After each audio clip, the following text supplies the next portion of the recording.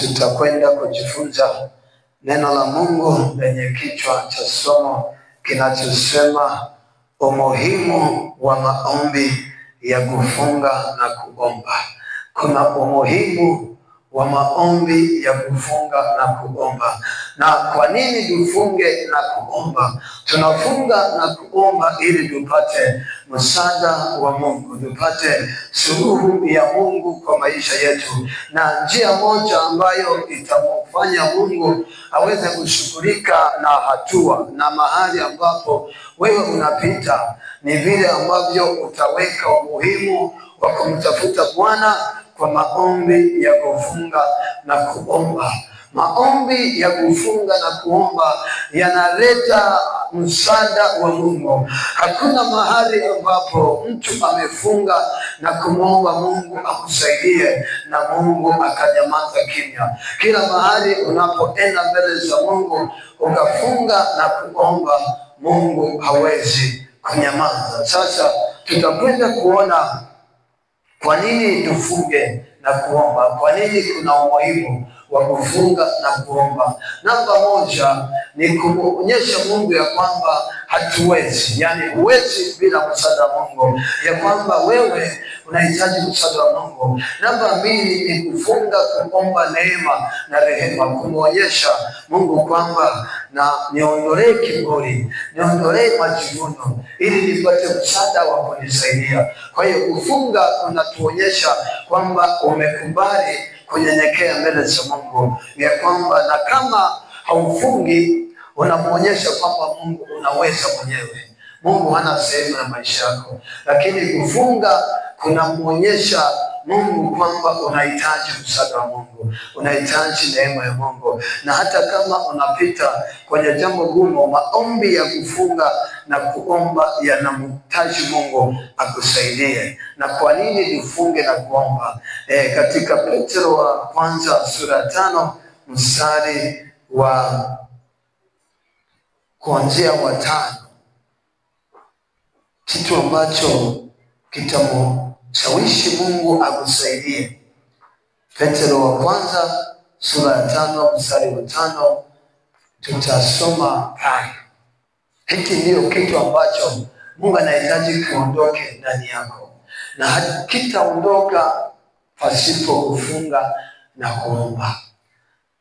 Kitu kinachosumbua wanadamu tunakiona hapa kwa Petro wa kwanza sura ya 5 mstari wa 5 mpaka ule wa 6. Anasema, vivyo hivyo nyinyi vijana watiini wazee, na nyinyi nyote jifungeni unyenyekevu mpate kuhudumiana, kwa sababu Mungu huwapinga wenye kiburi, lakini huwapa wanyenyekevu neema.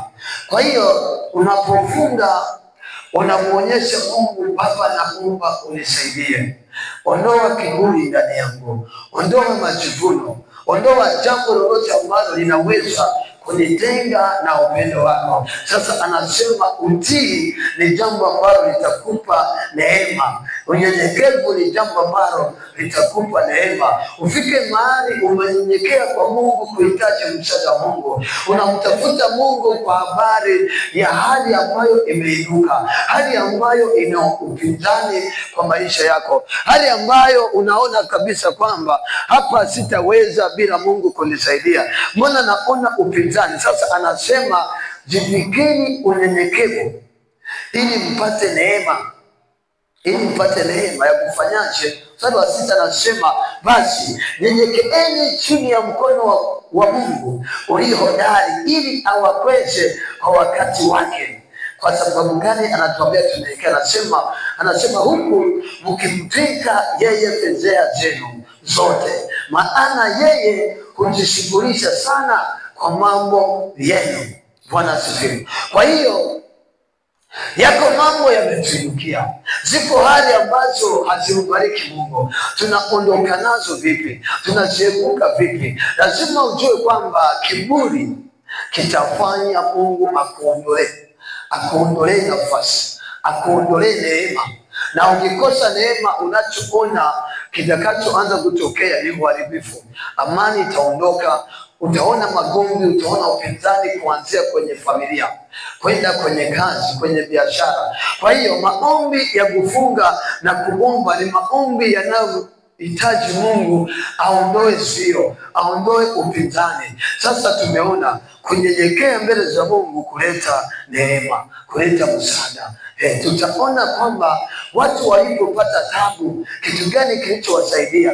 Twende haraka katika Daniel. Nimesema umuhimu wa kufunga na kuomba. Tunafunga na kuomba ili tupate msaada wa Mungu. Bwana asifiwe. Tunafunga na kuomba ili tupate msaada wa Mungu kwa mambo ambayo yametuinukia. Ni jambo gani limekuinukia? Hatua gani imeinuka kwako ambayo huoni msaada wa Mungu? Unahitaji kufunga na kuomba ili upate majibu katika shida ambayo unaipitia. Twende kumwangalia Daniel, mtu ambaye alifahamu. Mungu akamwambia, akampa ufunuo. Ameona neema na ahadi ya Mungu, lakini haitokei. Lakini anaona bado utumwa unaendelea. Sasa Daniel, katika Daniel sura ya 9 mstari wa 2, tuanzie mstari wa 2. Anasema, katika mwaka wa kwanza wa kumiliki kwake, mimi Daniel, kwa kuvisoma vitabu na ifahamu hesabu ya miaka ambayo neno la Bwana lilimjia Yeremia nabii ya kutimiza ukiwa wa Yerusalemu, yani miaka 70. Yani kuna miaka Mungu alisema na nabii ya kwamba utumwa huu baada ya miaka 70 utaondoka. Mateso haya baada ya wakati fulani yataondoka. Sasa miaka ile imefika, mateso na utumwa hayaondoki, tabu zile haziondoki, watu bado wako utumwani. Ni vile vile ambavyo wewe unapita mahali ambapo Yesu amekwenda msalabani akasema, nimemaliza yote, nimekupa neema, nimekupa baraka, nimekupa kibali, nimekupa uzao, nimekupa suluhu kwa matatizo, lakini hayaondoki. Unahitaji kufunga na kuomba ili Mungu aondoe matatizo kwako. Sasa kitu gani Daniel alifanya baada ya kuona utumwa unaendelea? Anasema nikamwelekezea Bwana Mungu uso wangu ili kutaka kwa maombi na dua pamoja na kufunga na kuvaa nguo za magunia na majivu. Anasema nikamuomba Bwana Mungu wangu, nikaungama nikasema, Bwana Mungu mkuu mwenye kutisha, ashikaye maagano na neema kwao wampendao na kuzishika amri zake. Alichoenda mbele za Mungu, anasema alimwendea Mungu, akatazama Mungu katika hali ya ziki, hali ya tabu, hali ya utumwa ambao wanapita kwake. Nikaona tatizo. Mara ngapi unaona kwamba mambo yameinuka, matatizo yameongezeka, tabu zimekuwa nyingi? Mara ngapi umechukua hatua za kwenda mbele za Mungu kuomba, kumwambia Mungu, hii hali sihitaji, hii hali ni mbaya, inaniletea aibu, imeondoa amani, imeondoa furaha yako ndani yangu. Mara ngapi umeomba na kufunga ili Mungu akusaidie? Ni msaada wa Mungu tu utakaye kuhitaji, kama Danieli alivyoelekeza uso wake. Unapoenda mbele za Mungu kwa maombi ya kufunga na kuomba, ni mara chache Mungu atanyamaza. Sasa angalia kilichotokea. Tuanzie mstari wa 20. Danieli sura ya 9. Tumesoma mstari wa 1 na wa 2 na wa 3. Sasa twende mstari wa 20, kilichotokea baada ya kufunga na kuomba Mungu. Angalia kinachotokea. Inawezekana umelalamika sana, lakini hujapata suluhu za Mungu ambazo zitamfanya Mungu ashughulike na hiyo hali. Una hali na kutesa, una hali haiishi. Nimekuonyesha jambo la kwanza ambalo unatakiwa ufanye ni kutii na kunyenyekea kumwambia Mungu, hali hii nahitaji uondoke kwangu, hali hii na tatizo hii nahitaji liondoke kwangu. Hasa angalia Danieli baada ya kufunga na kuomba, angalia alichoelekezwa. Mstari wa 20 tuanzie hapa. Anasema, basi hapo nilipokuwa nikisema na kuomba na kuungama dhambi yangu na dhambi ya watu wangu Israeli, na kuomba dua yangu mbele za Bwana Mungu wangu kwa ajili ya mlima mtakatifu wa Mungu wangu, na nilipokuwa nikinena katika kuomba, mtu yule Gabrieli niliyemuona katika njozi hapo kwanza alirushwa upesi ili aniguse panapo wakati wa dhabihu ya jioni. Akaniagiza, akaongea nami, akasema, Danieli, nimetokea sasa ili nikupe akili upate kujua ya kwamba mwanzo wa maombi yako ilitolewa amri, nami nimekuja kukupasha habari, maana wewe unapendwa sana. Basi itafakari habari hii na ya kufahamu maono haya. Bwana asifiwe. Maombi ya kufunga na kuomba yalifungua mbingu, na malaika kaja akasema na Danieli, akaongea naye kwa habari ya wakati, kwa habari ya kinachotakiwa, ya kwamba utumwa huu umeendelea kwa sababu ya uovu. Utumwa huu umeendelea kwa sababu ya dhambi. Utumwa huu umeendelea kwa sababu ya mazoea na hali ambazo watu hawataki kubadilika, watu hawataki kutubu. Sasa nimekuja nikupe akili za kitu cha kufanya. Unahitaji akili ya Mungu ili ujue nini ufanye uondokane na hali ya utasa na hali ya aibu, na ni maombi ya kufunga na kuomba yanayoweza kumsaidia. Bwana asifiwe. Unalalamika sana, lakini je, umeshataka mbingu ifunguke na upewe akili ya kutatua hali unayopitia? Tunapita kwenye hali nyingi, lakini Mungu ana suluhu, na suluhu ya kwanza ni kumwendea Mungu kwa maombi ya kufunga na kuomba. Hii inampa Mungu kuona kwamba umeamua unahitaji msaada. Kwa hiyo Danieli aliposimama kwa maombi ya kufunga na kuomba, tumeona Mungu alituma malaika ampe kinachotakiwa kufanya ili aondoshe utumwa wa Yerusalemu, na akapewa majuma 70 yaliyoamriwa ya kwamba atakomesha uovu. Sasa maombi haya, anasema alienda mbele za Mungu akiungama dhambi yake mwenyewe na dhambi za watu. Kwa hiyo tunapopanga siku za kuomba, hatuombi kwa ajili yetu tu, tunaomba kwa ajili ya watu, kwa ajili ya mahali, kwa ajili tulipo mahali hapana matokeo ya Mungu. Kuna vizuizi vingi, kuna upinzani mwingi. Ukiona hivyo, ni maombi ya kuomba juu ya hapo mahali, ili Mungu alete suluhu yake, alete msaada wake. Kwa hiyo maombi ya Danieli yalimpa suluhu, yalimpa majibu. Kwa hiyo unapoomba lazima hakikishe umejibiwa na umepata msaada wa Mungu. Leo tunahitimisha mfungo wetu wa siku 14.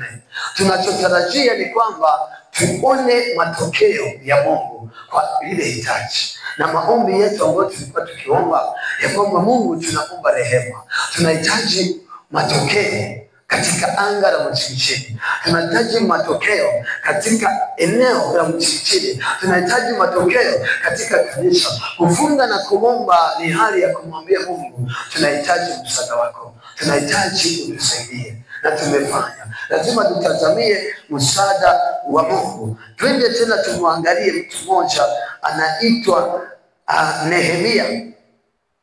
Nehemia sura ya 1, na kuonyesha Mungu anayo neno ambalo ametupa kama watoto na kutusaidia. Nehemia sura ya 1 mstari wa 3 pale tuanzie. Utaona kwamba kuna mahali umepungua pale unapoona taarifa mbaya, unapoona kazi ya Mungu haiendi, unapoona vitu haviendi, maisha yako mwenyewe yamekoma, hali yako mwenyewe imekoma, yani kile unachofanya kimekoma. Unatumia nguvu nyingi kuendesha maisha, unatumia nguvu nyingi kufanya hicho unachokifanya. Sasa nini ufanye?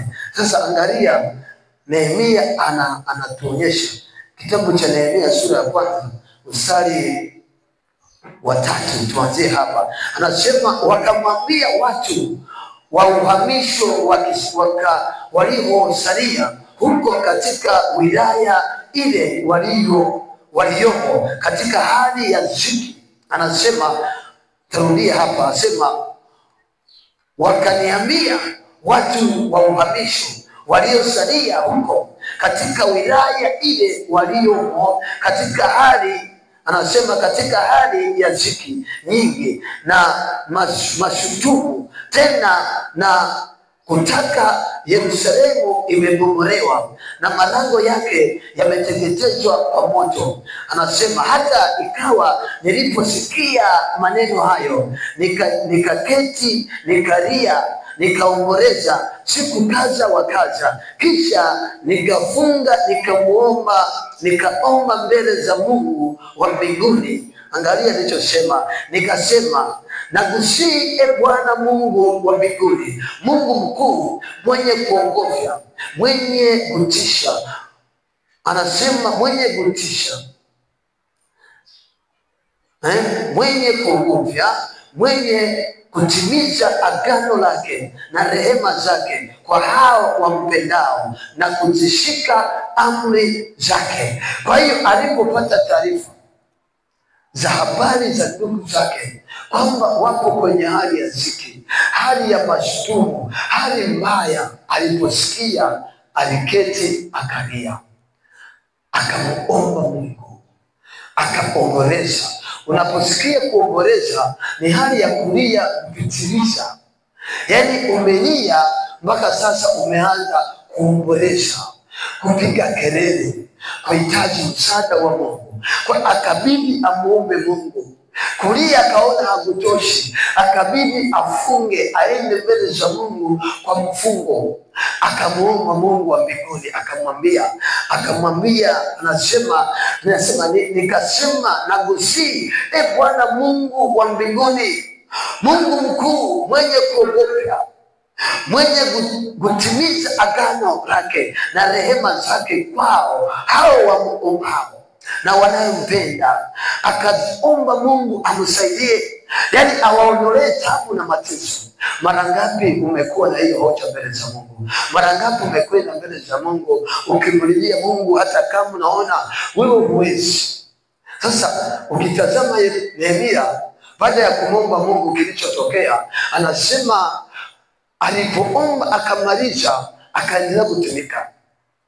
Maombi ya Nehemia yalionyesha kwamba hata mahali alipokuwa anafanya kazi, mfalme akaona huyu mtu mbona kabadilika, hakutembea tena kwa amani. Sasa ni mtu ambaye unaona kanisa la Mungu limekuwa ukiwa kabisa, halina ongezeko, halina matokeo, watu wanayekuja hawasikai, lakini wewe bado ni mtu wa kwanza, umeenda na mizaha, unaendelea na mazoea, umjitoi kwa Mungu. Hali hii maana yake hujawahi kukasirika na kwenda mbele za Mungu kukataa hii hali ambayo inaendelea ndani ya kanisa. Hujawahi kujitoa kutafuta msaada wa Mungu.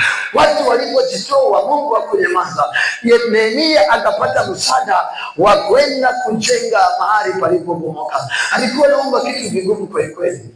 Leo ukiambia uombe kwa ajili ya kujenga kanisa, na aliomba kwenda kujenga mwenyewe, wala hakuwa naomba apate watu, aliomba Mungu amuwezeshe namna ya kwenda.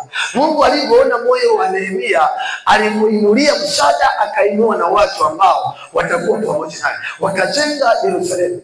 Tena wamejenga mji, sio kanisa kama hili. Walikuwa wanajenga kuta za Yerusalemu, kuta za nyumba ya Mungu walijenga.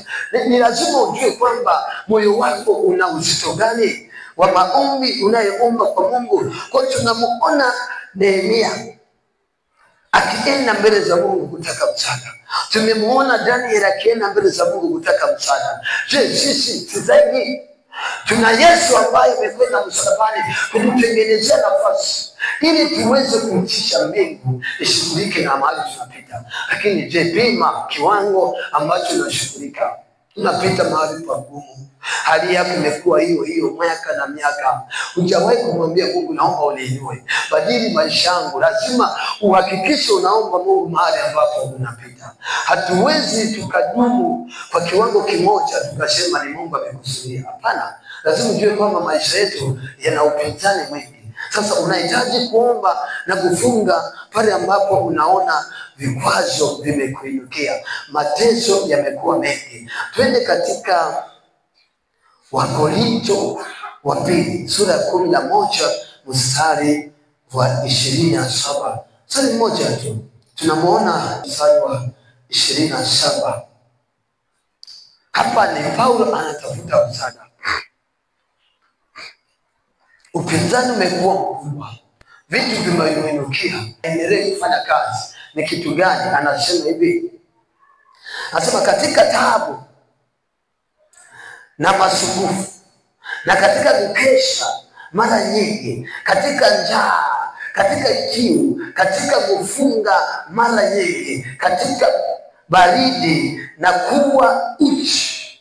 Bwana asifiwe. Huyu alikaa kutafuta msaada Mungu, kutafuta neema, kutafuta matokeo. Anasema alikaa katika taabu, anatafuta uso wa Mungu. Alikaa katika mashutumu na masumbufu, katika njaa, katika kiu, katika kufunga mara nyingi na kukesha mara nyingi, na katika uchi. Anataka apate msaada wa Mungu, anataka apate matokeo ya Mungu. Alikaa anautafuta uso wa Mungu. Angalia sasa sura ya 12 katika Wakorintho hiyo hiyo.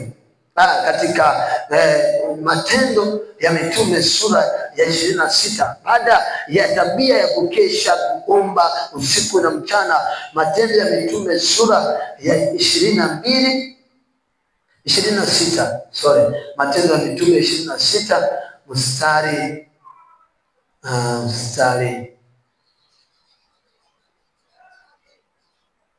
wa 22. Matendo ya Mitume 26. Angalia baada ya kuomba na kukesha kilichotokea. Anasemaje?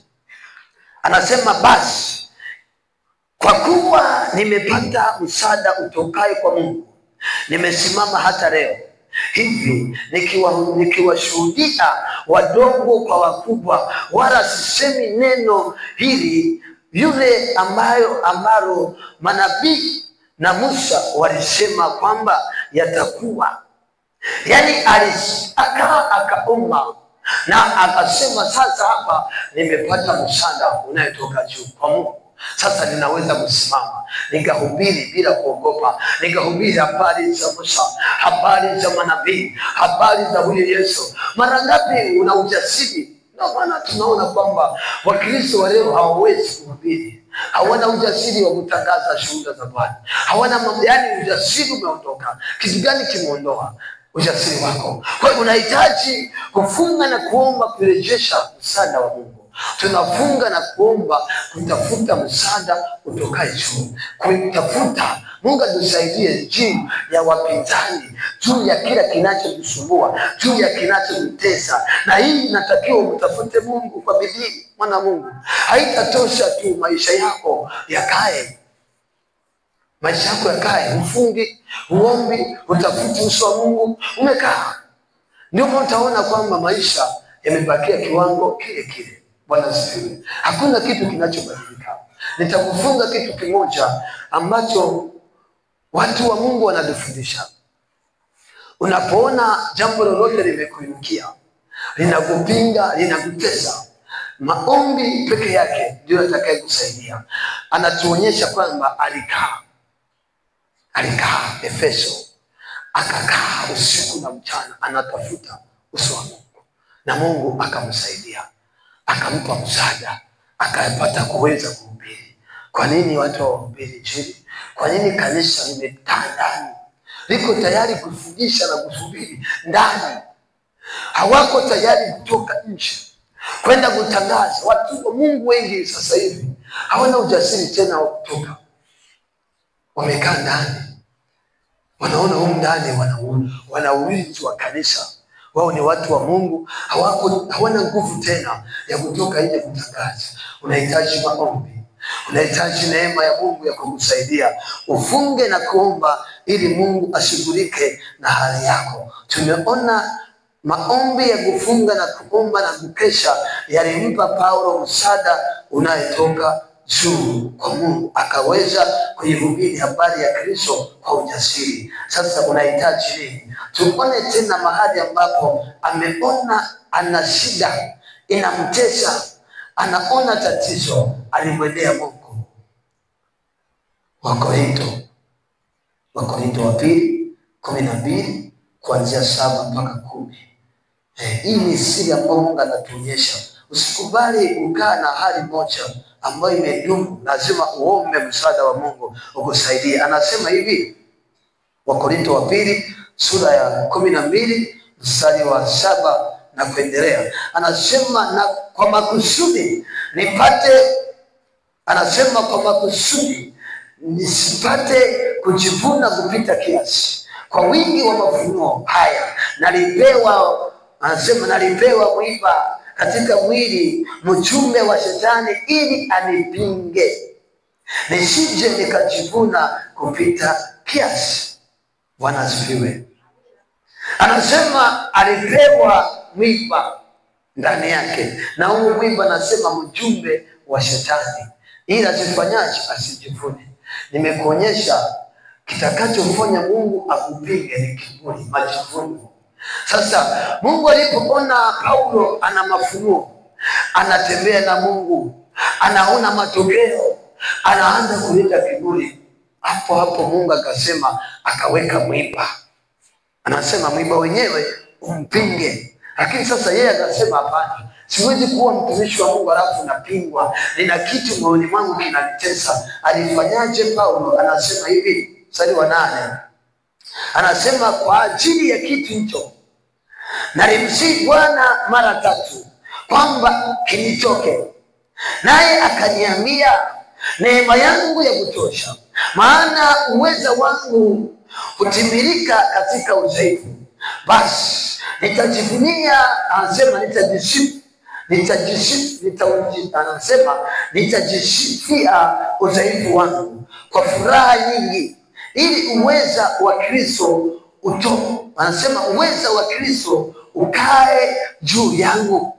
Kwa hiyo kutaka kitoke kitu ambacho kinakusumbua, alimwendea Mungu mara 3 akimwomba kwamba Mungu niondolee huu mwiba, niondolee haya mateso. Hali gani tunapita, alafu kwa nini tusimwambie Mungu tuondolee hii hali ambayo inatutesa, au tuambie tufanyeje? Kwa nini tunapita kwenye hali ambayo haikupi wewe heshima, haikupi wewe utukufu, haikupi wewe hali ya kuridhisha? Hata sisi tunayetazama hali tunayopita nayo haibariki Mungu, lakini hatuoni matokeo, hatuoni majibu. Sasa tufanyeje? Maombi haya ambayo tumemwendea Mungu ya kwamba Mungu tumefunga, tunahitaji udhihirisho wako, tunahitaji matokeo yako hapa. Hii ndio njia ambayo inaweza kukusaidia wewe kutoka kwenye hali ambayo inakutesa. Na akamjibu. Yaani hoja ni kwamba lazima maombi yetu yawe na majibu. Lazima unapomwendea Mungu akujibu juu ya kile ambacho umeomba. Asipokujibu hautajua sasa nimeomba kwa nini sasa iondoke. Lakini Paulo hakuambiwa nitaondoa mwiba. Alichoambiwa kwamba wewe usiangalie mwiba, iangalie neema yangu. Neema yangu tu inatosha. Kwa lazima mahali tunapoomba Mungu tupate majibu kama haya. Alimwambia hivi, alimuomba akasema, kwa ajili ya kitu hicho nalimsihi Bwana mara 3 kwamba kinitoke. Majibu ya Mungu anasema, naye akaniambia, neema yangu yatosha, maana uweza wangu hutimilika katika udhaifu. Basi nitajisifia udhaifu wangu kwa furaha nyingi, ili uweza wa Kristo ukae juu yangu. Bwana asifiwe. Lazima ujue kwamba kama kuna jambo baya linaendelea kwako, lazima ujue kusudi ya hilo jambo. Kama kuna tatizo linaendelea kwako, lazima ujue sababu ya hiyo tatizo. Sio kila tatizo lipo kwa limeletwa na shetani. Mungu anaweza kaleta jambo ili akulimit, usijione kwamba wewe unafaa. Lakini huwezi ukapata hii kama hujamwendea Mungu kwa maombi ya kufunga. Na ndio maana tunahitaji kuwa na umuhimu wa maombi ya kufunga na kuomba ili Mungu alete matokeo kwa maisha yetu.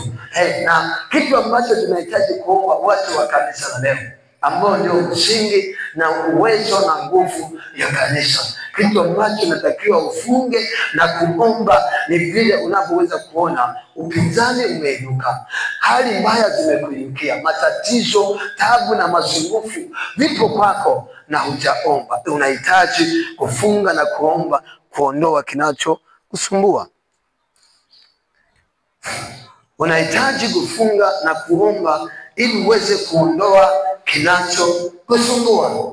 Bwana asifiwe. Na tumeona Paulo anapewa majibu akiambiwa kwamba neema yangu ya kutosha, neema yangu itakusaidia. Kwa hiyo hakuwa na taabu na mwiba, hakushughulika tena na mwiba. Aliamini ya kwamba nitajivunia hivi nilivyo, ndivyo Mungu amekusudia na atanionekania na atanisaidia. Akamshukuru Mungu, akaendelea kutembea na ule udhaifu alionao, lakini Mungu akaonekana, kwa sababu Mungu anatenda kazi katika udhaifu wa wanadamu. Tuendelee. Unahitaji kufunga na kuomba ili upate msaada wa Mungu. Yohana 16 13-15. Bwana asifiwe. Unahitaji kufunga na kuomba ili upate msaada huu ambao Mungu anatuonyesha hapa. Bwana asifiwe. Bwana asifiwe. Hii ni kitu Yesu ametuachia kama kanisa, kitu ambacho kina majibu ya maswali tuliyo nayo, kina nguvu, kina uwezo wa kuondoa upinzani wowote ambayo umeinuka juu yetu. Yesu anasema hivi, Yohana 16:13, anasema, lakini yeye atakapokuja, huyo Roho wa kweli, atawaongoza, atawatia kwenye kweli yote, kwa maana atanena kwa shauri. Anasema kwa maana hatanena kwa shauri lake mwenyewe, lakini yote atakayoyasikia atayanena, na mambo yajayo atawapasha habari yake. Bwana asifiwe. Tunahitaji kuomba na kufunga tupate msaada wa Roho wa Mungu, kwa sababu anasema yeye Roho wa Mungu ndiye atakaye tupasha habari za mambo ya Mungu na mambo yajayo. Nikikuuliza habari ya kesho, Mkristo kabisa ambao umeokoka, hujui, maisha yako yako gizani, hauelewi kesho yako ikoje.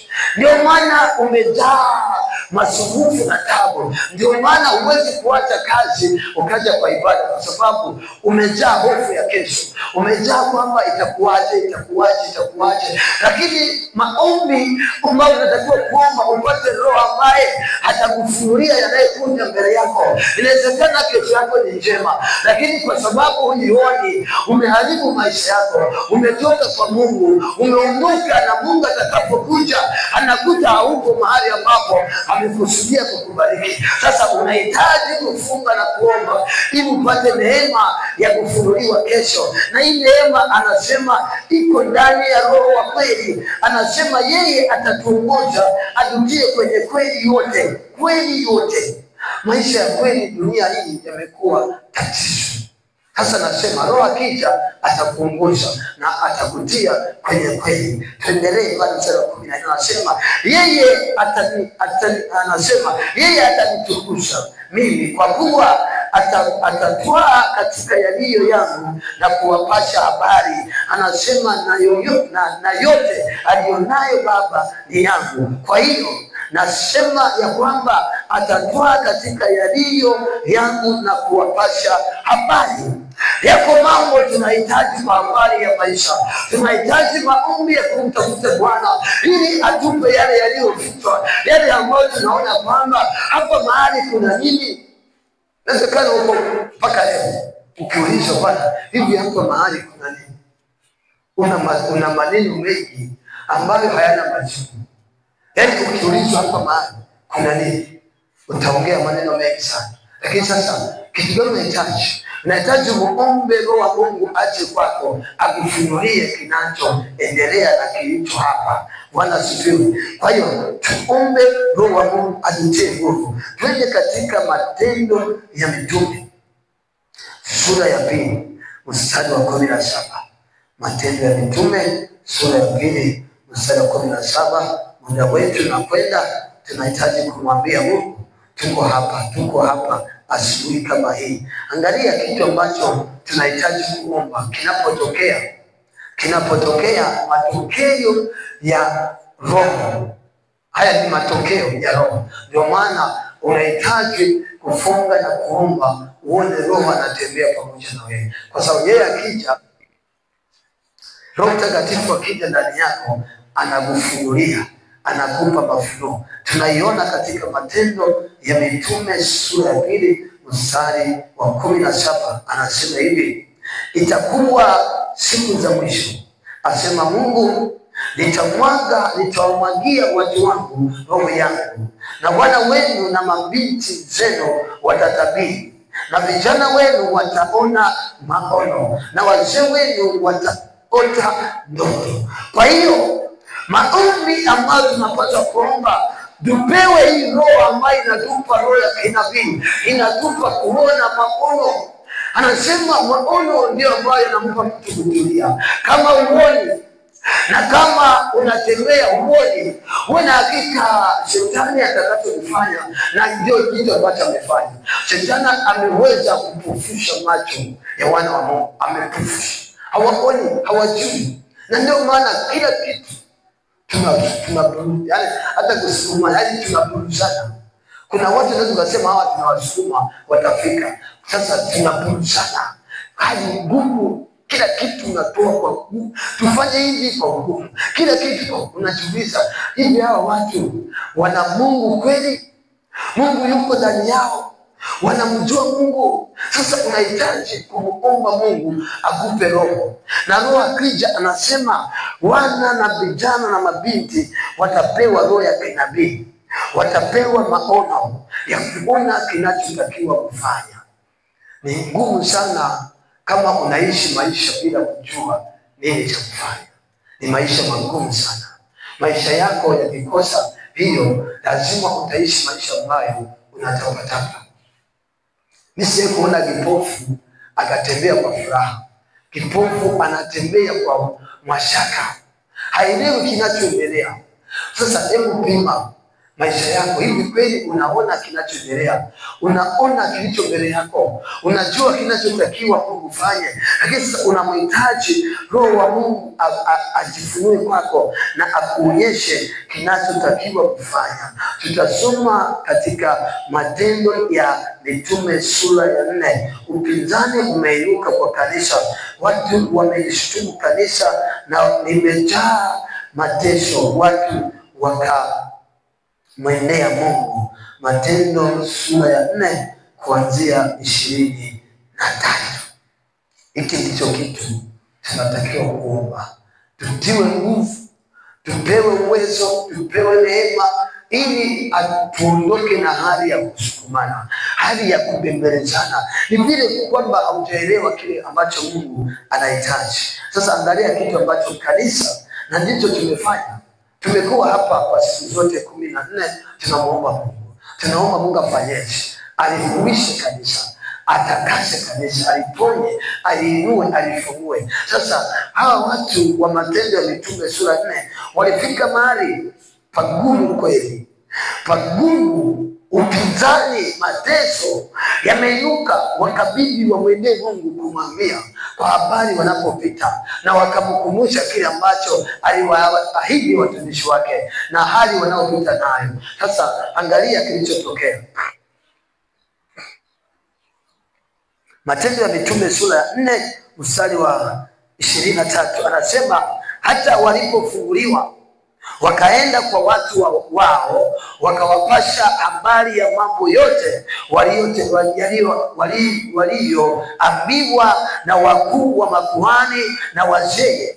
Nao waliposikia wakapaza sauti zao kwa moyo mmoja, wakasema, bora wewe ndiwe Mungu, ndiwe uliyefanya mbingu na nchi na bahari na vitu vyote vilivyomo. Nawe ulinena kwa Roho Mtakatifu kwa kinywa cha baba zetu Daudi mtumishi wako. Mbona mataifa wamefanya ghasia na makabila wametafakari ubatili?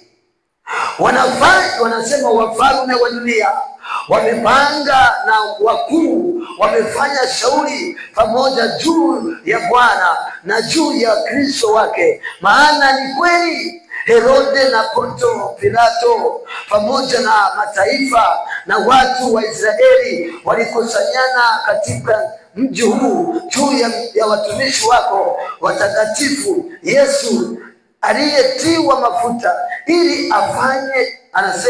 ili ayafanye yote ambayo mkono wako na mashauri yako yamekusudiwa tangu zamani yatokee.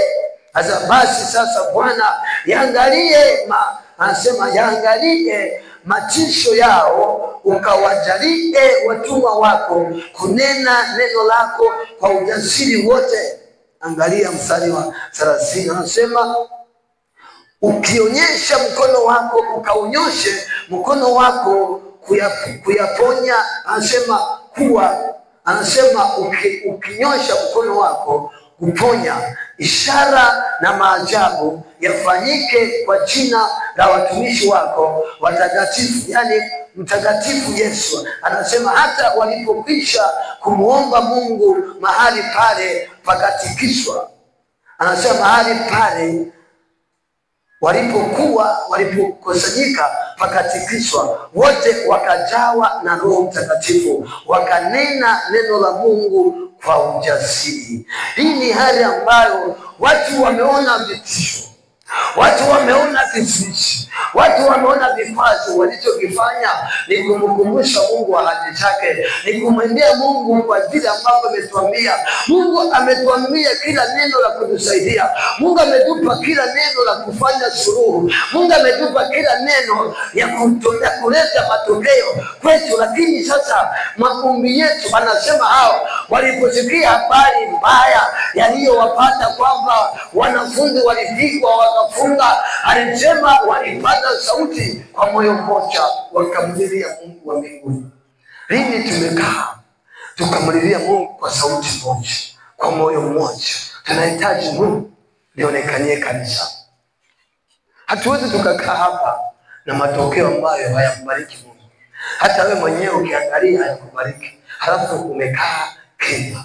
Lazima ujue kwamba panapotokea upinzani wowote unahitaji msaada wa Mungu. Anasema Roho akapatikisha pale mahali, akawatia nguvu, wakaanza kunena neno kwa ujasiri. Hawakuogopa tena, hawakufadhaika tena, wakaanza kuhubiri, wakaanza kumshuhudia Yesu kwa ujasiri wote, wakanena habari za huyu Mungu kwa ujasiri. Kwa hiyo sisi tunahitaji kwamba tumekuwa siku 14 mbele za Mungu kumuomba Mungu. Lazima tuombe nguvu ya Roho, itutie nguvu ya kuweza kusimama katika zamu, kusimama kwenye nafasi, kumuita Mungu ili alete matokeo. Ili maombi haya mwambie Baba, usinipite hata kama kuna jambo limeinuka mbele yangu, ninaona upinzani, unahitaji msaada wa Mungu uondoe hapo. Huu ndio umuhimu tu wa kufunga na kuomba, kutafuta msaada wa Mungu. Tumalizie na kitabu cha Zekaria sura ya 3. Zekaria Zakaria sura ya 3, ili ujue kwamba shetani yupo kwa ajili ya kuhakikisha kwamba hautoboi. Yeye yupo anazuia. Sasa Mungu tunamwambia leo amkemee. Mungu aingilie kati hali yako.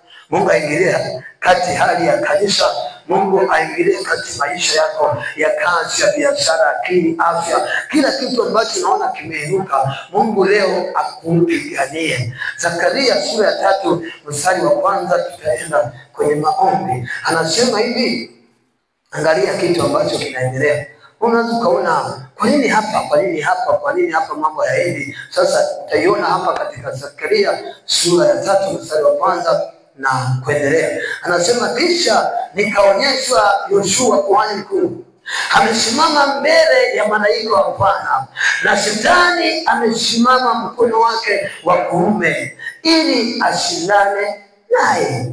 Bwana asifiwe. Bwana Yesu asifiwe. Siku zote 14 tuko mbele za Bwana, tunamulilia Mungu, tunamwambia Mungu, onekana hapa, simama nasi. Tumekemea, tumevunja kila ngome, tumeharibu, lakini bado tunaona vizani, tunaona bado watu wana hali ile ile, hakuna kinachoendelea, hakuna kinachobadilika. Sasa anasemaje? Huyu Joshua amekaa kwa maombi, yuko mbele za Bwana, yuko mbele za malaika, anamuomba Mungu alete matokeo. Lakini kilichokuwa kinaendelea kwenye ulimwengu wa roho, shetani yuko pale anapinga maombi yake, anapinga kila analofanya, lakini Joshua alikuwa haelewi. Sasa angalia kinachoendelea. Mstari wa 2. Mstari wa 1 tumemwona shetani amesimama mkono wake wa kuume. Yaani pale ambapo maombi yake yajibiwe, shetani ndio anasimama pale, na amesimama anashindana naye ya kwamba maombi yako hayatautokea hapa, majibu yako hayatakuja hapa, wewe hutajibiwa hata siku moja. Shetani anashindana na Joshua kuhani mkuu ili matokeo ya Mungu yasiwepo. Mungu amesimama pale. Sasa kinachoweza kutokea mahali ambapo tunamuomba Mungu, matokeo ya Mungu yamegoma. Anasema mstari wa 2, anasema Bwana akamwambia shetani, Bwana na agukemee. Anasema Bwana akamwambia shetani, Bwana na agukemee shetani, na Bwana aliyemchagua Yerusalemu na agukemee. Je, hiki si kinga kilichotolewa motoni? Mungu akabidi aingilie kati maisha ya mtumishi Joshua. Yamejaa upinzani, yamejaa tabu. Mungu akaingilia kati. Sasa lazima tumwambie Mungu, tunahitaji ingilia kati. Wokovu wetu, huduma zetu, maisha yetu yanahitaji msaada wako. Yanahitaji ututie nguvu na utuvushe kwenye hali hii ambayo tunapitia, hali ambayo haina majibu mazuri, haina matokeo mazuri. Tunahitaji msaada wa Mungu. Mstari wa 3 anasema, basi Joshua alikuwa amevaa nguo chafu sana, naye alikuwa akisimama mbele ya malaika. Naye huyo akamjibu akawaambia wale waliosimama mbele yake, akisema, mvueni nguo hizi zenye uchafu. Kisha akamwambia yeye, tazama, nimekuondolea uovu wako, nami nitakuvika mavazi ya samani nyingi. Kumbe Joshua anakwenda mbele za Mungu ana vazi la uovu. Na shetani, wana wa Mungu, hakuna siku shetani atakuja kwako kama hauna uovu ndani yako. Shetani anapata nafasi ya kutembea na wewe ukiwa na dhambi. Dhambi ni mlango wa kwanza ambao shetani atakufuata, hata kama utakaa kwa maombi, hata kama utafunga na kuomba. Kama hujaweza kutubu dhambi, kama hujaweza kuacha uovu, utakwenda mbele za Mungu, lakini shetani ana nafasi ndani yako. Kwa hiyo Joshua anakwenda mbele za Mungu, ni kuhani mkuu, lakini shetani anaona ndani yake liko vazi. Kwa hiyo kilichomruhusu shetani kutembea ndani ya Joshua ni vazi la uovu. Na Mungu alichomsaidia, alisema mvueni hilo vazi la uovu. Sasa tunaweza tukaona nguvu ya matokeo yetu ni magumu. Unachokifanya hakifanyiki, unachokisema hakitokei, kwa sababu nguvu na kinachokutambulisha wewe hakipo. Ndani yako una vazi chafu. Leo tumwambie Mungu atuondolee vazi. Watu wa dunia wanatembea kwa madaraja. Kuna mavazi, ukimwona nesi ana vazi, ukimwona dokta ana vazi yake. Ukishamuona tutajua huyu ni dokta. Ukimwona watu kama askari, polisi ana vazi lake. Polisi ana vazi lake. Ndio utajua huyo ni polisi. Ukimwona mwanajeshi utaliona vazi la mwanajeshi. Na hilo vazi ndio linalokutambulisha.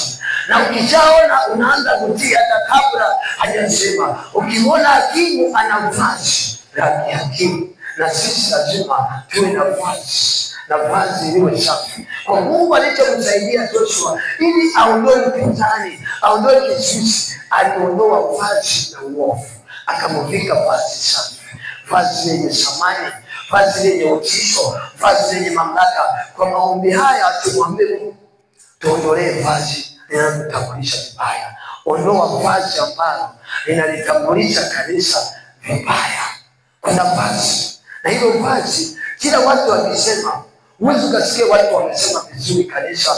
Hata hao wanaoingia hapo na kuabudu hapo, watu wanalisema vibaya. Sasa hilo vazi ambalo limevikwa, kila unachokiona ni kibaya, wamejaa mashutumu na mawazo mabaya, hilo ni vazi la uovu. Asubuhi ya leo tuende mbele za Mungu, tumwambie Mungu tunahitaji msaada kutoka kwako. Tuondolee vazi, kila kinachompa uhalali adui ndani yetu kiondoke leo. Kiondoke na kiachie maisha yetu. Tunahitaji kuona matokeo ya Mungu yakifanya kazi ndani yetu. Naomba tusimame. Kila vazi ambalo linakuinukia, kila upinzani ambao umeinuka kwako, mwambie Mungu, ondoa vazi la uovu juu ya maisha yako. Ondoa vazi la uovu juu ya huduma, juu ya kanisa. Kila kitu ambacho kinampa walali shetani akiondoa, ili usimame wewe kama wewe ukimwambia Mungu, nahitaji nikuone. Naomba nisimame, tutaomba baadaye pale wakati wa maombi, tutakwenda mbele za Mungu vizuri. Bwana asifiwe. Nimesema naomba nisimame. Unajua mwambie Mungu, kila vazi ambalo limeinuka duniani linaleta upinzani kwa familia, kwa biashara, kwa kila kazi, au uone mpendo, ondoa vazi. Amekuvika na limekuondolea kibali. Mwambie Mungu, naomba uniondolee vazi la uovu ndani yako. Bwana asifiwe. Tutembelee Bwana, tutembelee, tutembelee Bwana, tutembelee, tutembelee, tutembelee Bwana, tutembelee, tutembelee Bwana, tutembelee, tutembelee, tutembelee Bwana, tutembelee, tutembelee Bwana, tutembelee. Twakuhitaji Yesu, twakuhitaji, twakuhitaji Yesu, twakuhitaji, twakuhitaji Yesu, twakuhitaji, twakuhitaji Yesu, twakuhitaji. Hatuwezi Yesu bila wewe, hatuwezi Yesu bila wewe, hatuwezi, hatuwezi Yesu bila wewe. Bila wewe siwezi kushindana, bila wewe siwezi kushindana. Nahitaji Yesu, tembelea maisha yangu, tembelea moyo wangu, tembelea hatua yangu Baba, katika jina la Yesu. Shetani ulimshinda pale msalabani, ukamnyang'anya funguo za mamlaka, ukampokonya uhalali wa kujishtaki na kujipinga. Kwa maombi haya ya mfungo na maombi, tunahitaji neema yako. Utuondolee kila kizuizi, utuondolee kila kimatatizo, utuondolee kila vazi, utuondolee kila upinzani ambao